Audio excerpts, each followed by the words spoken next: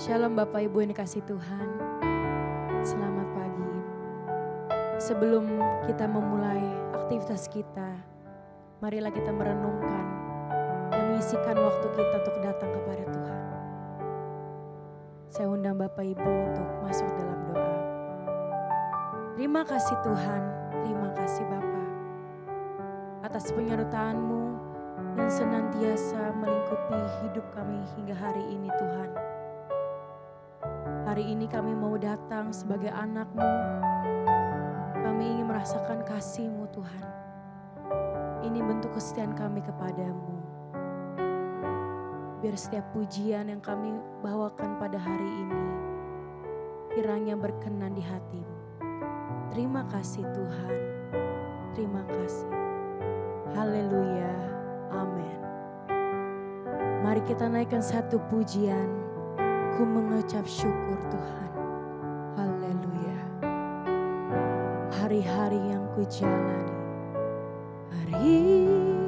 hari-hari yang ku jalani, ku selalu rasakan kasih-Mu. Ku bersyukur atas kebaikan-Mu. Engkaulah Yesus Tuhanku.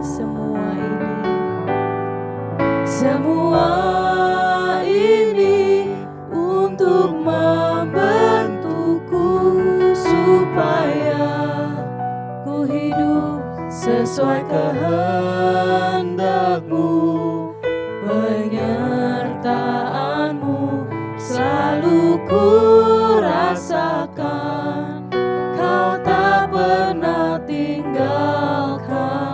Mari kita nyanyikan pujian dari awal hari-hari. Terima kasih Tuhan. Hari-hari yang ku jalani, ku selalu rasakan kasih-Mu. Amin. Ku bersyukur atas kebaikan-Mu. Engkaulah Yesus Tuhanku.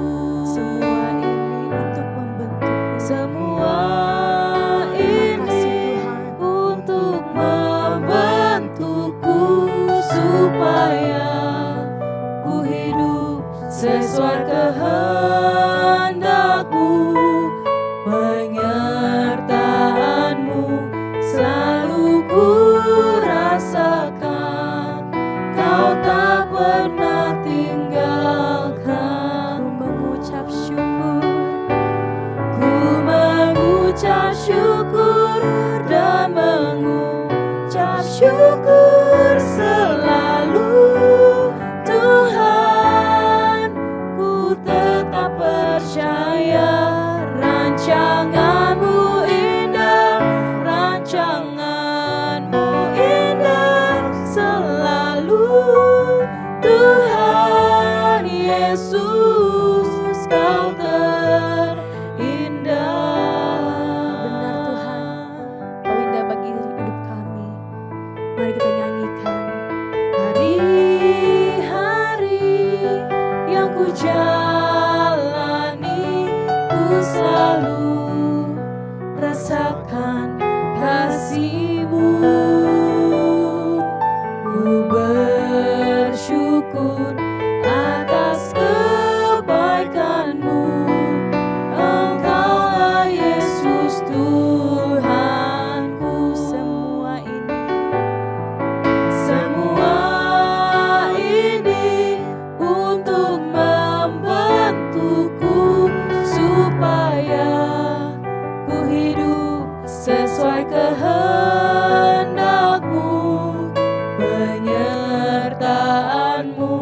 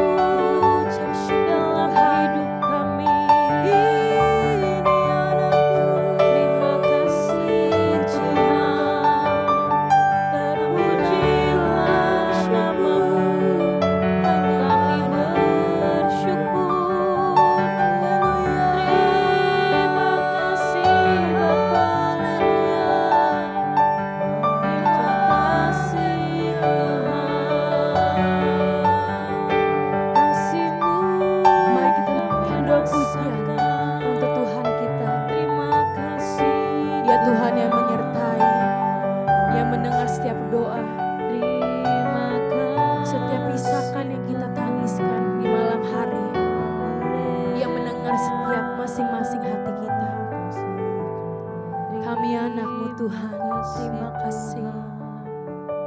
Terima kasih. Kau Tuhan yang hidup. Terima kasih. Amin. Naikkan pujian doa bagi Tuhan. Kami rasakan. Haleluya. Terima kasih Tuhan. Haleluya. Hanya bagimu Tuhan. Segala puji syukur. Terpujilah Kau, terpuji namamu.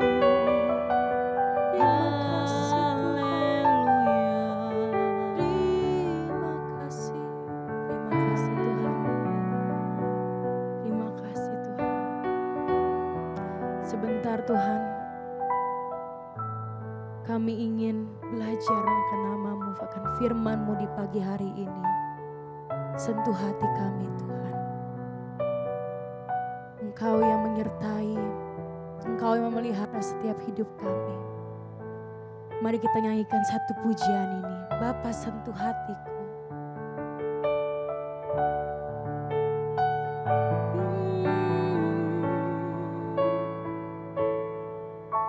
Betapa ku mencintai segala yang tak terjadi, segala yang tak terjadi.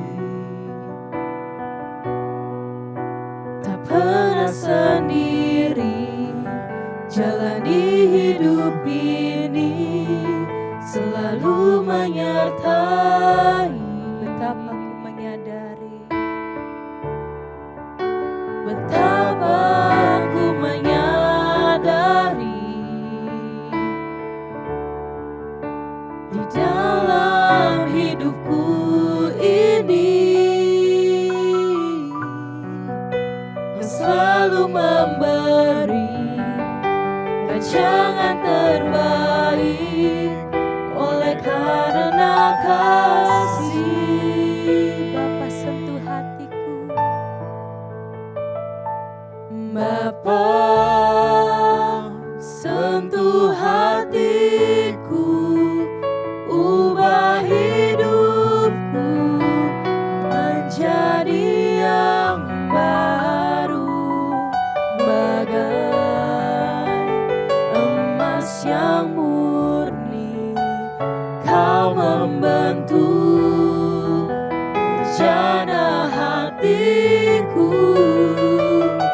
Bapa, ajarku mengerti sebuah kasih yang selalu memberi, bagai air mengalir yang tiada pernah berhenti. Mari nyanyikan pujian. Engkau Tuhan yang menyertai, yang melingkupi setiap hati kami. Sentuh hati kami Bapa. Amin.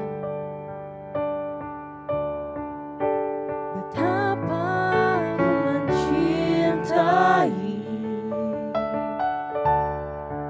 segala yang telah terjadi. Tak pernah sendiri jalani hidup ini, selalu menyertai. Betapa ku menyadari, betapa ku menyadari di dalam hidupku ini Kau selalu memberi rancangan terbaik oleh karena kasih.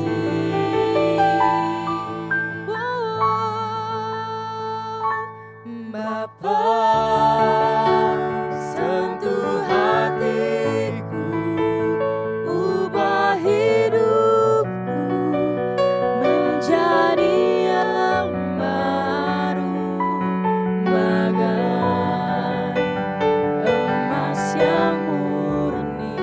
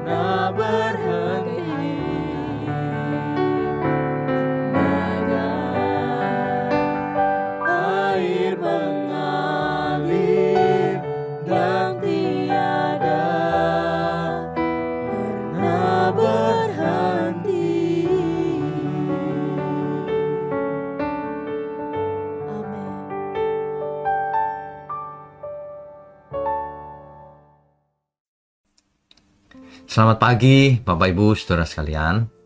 Shalom untuk kita semua. Saudara, pernahkah kita berpikir bahwa mengapa Tuhan memberi kita satu mulut tapi dua telinga? Tentu ada tujuannya, supaya kita tidak banyak bicara, supaya kita 2 kali lebih banyak mendengar daripada bicara. Karena banyak bicara, semakin banyak bicara tanpa kebijaksanaan akan melahirkan sesuatu yang sangat menyakitkan. Lidah ini sangat berbahaya. Orang yang tanpa bijaksana mengeluarkan kata-kata yang sangat menusuk, menyakitkan sesamanya. Mari kita belajar di pagi hari ini. Mari kita tundukkan kepala lebih dahulu, saudara. Bapa di surga, kami tahu Tuhan lidah kami harus kami kendalikan. Untuk itu kami membutuhkan kebenaran firman-Mu yang sangat mengubah pola pikir, yang sangat mengubah bagaimana kami hidup, bagaimana kami mengasihi Tuhan. Terima kasih untuk kesempatan setiap pagi hari dengan program doa pagi dari GMM. Tuhan selalu urapi mulut hamba-Mu ini agar tidak menyimpang ke kiri ke kanan. Berbicaralah Tuhan di pagi hari ini. Kami siap mendengarnya. Hanya di dalam nama Tuhan Yesus kami berdoa. Amin. Baik, saudara sekalian. Bicara soal lidah, sebenarnya sudah sering kita tahu lidah manusia itu berbahaya. Bisa dipakai untuk menyakiti, bisa dipakai untuk menguatkan, menghibur. Bisa dipakai untuk memberkati, bisa dipakai untuk mengutuk. Lidah yang sama loh. Jadi kalau saudara merasa menjadi umat Tuhan, umat pilihan, jemaat Tuhan, itu jemaat surgawi loh saudara. Harusnya kita semua memiliki lidah surgawi juga. Yang setiap apa yang dikatakan tidak berasal dari kita sendiri, tapi berasal dari Tuhan Yesus, berasal dari Bapa di surga, berasal dari pimpinan Roh Kudus. Kan begitu harusnya. Ya. Makanya banyak orang kalau bicara tidak dipikir dulu dampaknya. Nah, itu pasti bukan dari Roh Kudus. Tidak dipikirkan dulu, padahal itu menyakitkan. Ini ciri orang yang tidak berhikmat sama sekali. Sudah bicara sembarangan terus tidak pernah dipikirkan akibatnya. Banyak orang sakit hati. Tipe kedua, bicara sembarangan tanpa dipikir, lalu baru mikir. Telat mikir. Ternyata menyakitkan, menyesal, minta maaf. Yang mending masih minta maaf. Tapi yang lebih baik adalah sebelum kita melakukan apapun itu, termasuk menggunakan lidah kita ini, dipikir dulu. Apakah nanti yang kuucapkan ini membawa berkat, atau malah membawa kutuk, menyakitkan, menjadi teladan, berdampak positif, atau malah menjadi batu sandungan. Coba dipikir mulai sekarang. Makanya yang banyak bicara dikurangi bicaranya. Ya, saudara ya, lidah ini bahaya. Alkitab membahas banyak tentang lidah.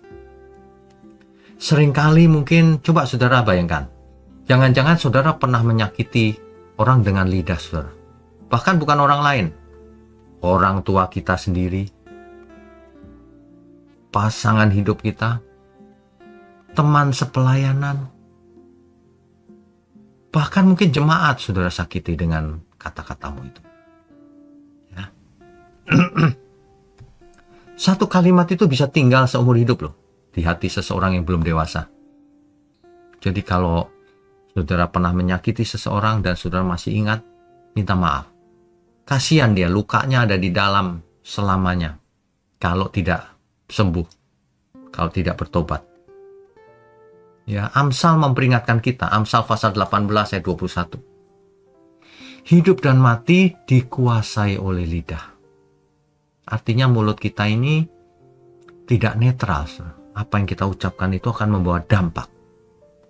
Dampak yang menghidupkan atau dampak yang mematikan.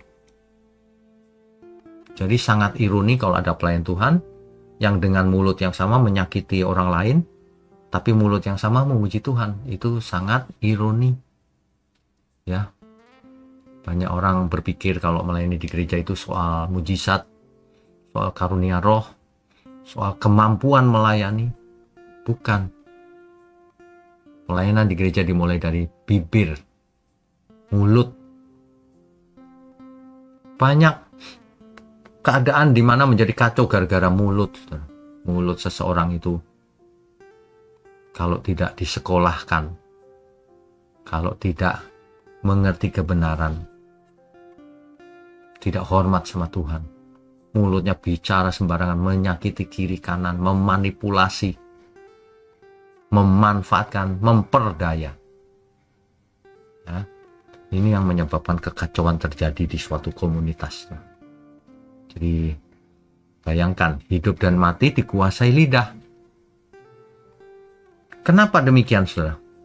Sebab apa yang keluar dari mulut kita ini, bibir kita ini, asalnya dari hati.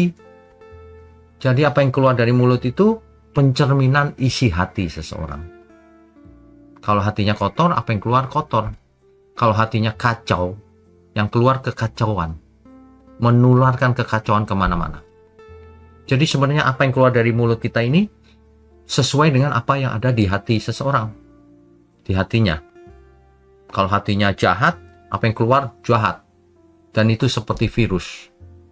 Akan menyebar, menularkan kepada orang-orang yang bisa ditulari. Sebab tidak semua orang bisa ditulari.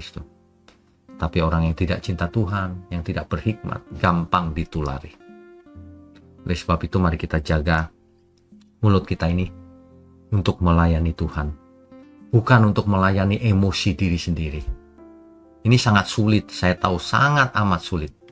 Kalau orang sudah emosi, emosinya naik, panas hati, perkataannya itu bisa setajam-tajamnya biasanya. Dan itu harus sudah kita tinggalkan, saudara. Mari kita kembali kepada gembala kita. Pemelihara jiwa kita, yaitu Tuhan Yesus, yang begitu sabar, begitu mengasihi kita. Di kayu salib pun dalam keadaan kesakitan, saudara, ia masih berdoa kepada Bapanya. Ya Bapa, ampunilah mereka. Mereka tidak tahu apa yang mereka perbuat. Luar biasa kan, saudara? Mestinya kita begitu.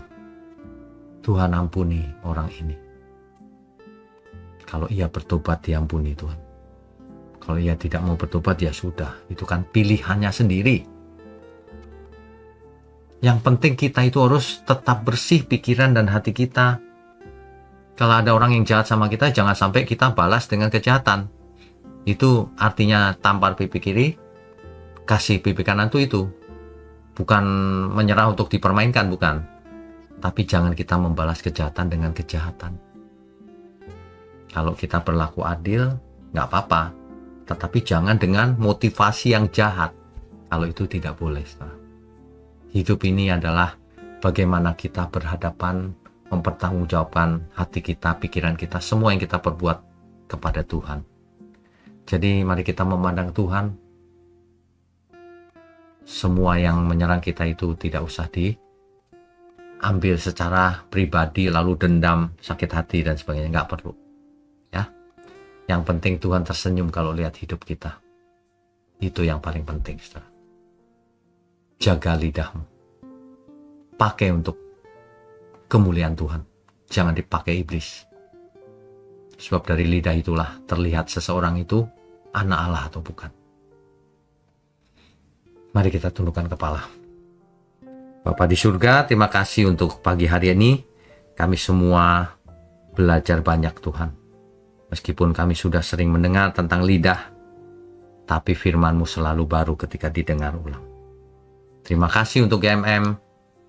Kami mengucap syukur untuk seluruh komunitas pelayan Tuhan, jemaat Tuhan dimanapun berada. Juga tangan-tangan yang mendukung pekerjaan-Mu ini Tuhan. Tuhan berkati berlimpah-limpah. Hanya di dalam nama Tuhan Yesus kami berdoa dan mengucap syukur. Amin.